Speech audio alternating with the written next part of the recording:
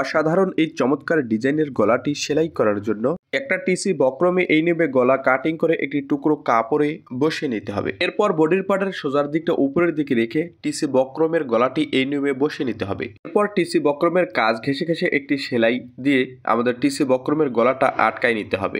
এরপর গলার ভিতরে 2 সুতা পরিমাণ সেলাইয়ের কাপড় রেখে বাড়তি কাপড়টা কাটিং করে নিতে হবে। এরপর গলার পট্টিটা আমাদেরকে উল্টা দিকে উল্টিয়ে নিয়ে আঙ্গুল দিয়ে ভালোভাবে ঘষে ঘষে বসিয়ে নিতে হবে। এরপর গলার পাটটা সুন্দর করে বসিয়ে নেওয়ার পর গলার 4 পাশ সেলাই দিয়ে আটক করে নিতে হবে এবং 2 সাইডে কাঁধের কাপড় একই সমান রেখে বাড়তি কাপড়টা কাটিং করে নিতে হবে।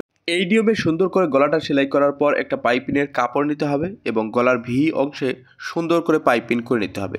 তো পাইপিনের কাপড়টা হালকা টান রাখবেন আর বডির কাপড়টা হালকা লুজ রাখবেন, তাহলে পাইপিংটা দেখতে সুন্দর লাগবে এবং পাইপিংটা অনেক সুন্দর বসে থাকবে গলাতে।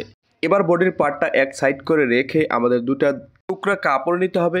লম্বায় থাকতে হবে 4 থেকে 5 ইঞ্চি এবং পাশে থাকতে হবে 2.5 থেকে 3 ইঞ্চি। প্রত্যেকটা কাপড়ের টুকরা মাঝখানে ভেঙে ভেঙে এভাবে ভাঁজ দিয়ে নিতে হবে।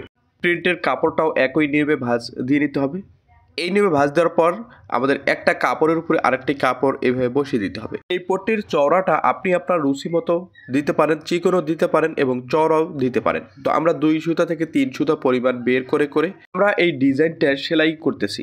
আপনি যদি চান তো আরও কম বেশি করতে পারেন, এটা আপনার রুচি মতো।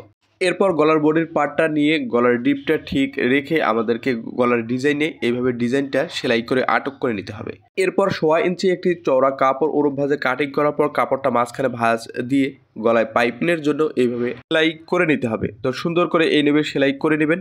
এরপর পাইপিংটা সুন্দর করে এইভাবে বের করে নেবেন। শুরু থেকে শেষ পর্যন্ত এক সমান পাইপিংটা বের করতে হবে। মাথার দিকে এসে কোণাটা সুন্দর করে ভেঙে নেওয়ার পর আবারও সুন্দর করে পাইপিংটা বের করে পাইপিনের কাজ ঘেঁষে ঘেঁষে একটি সেলাই দিয়ে নিতে হবে। আরও এমন ভিডিও দেখতে ভিডিওটি শেয়ার করুন।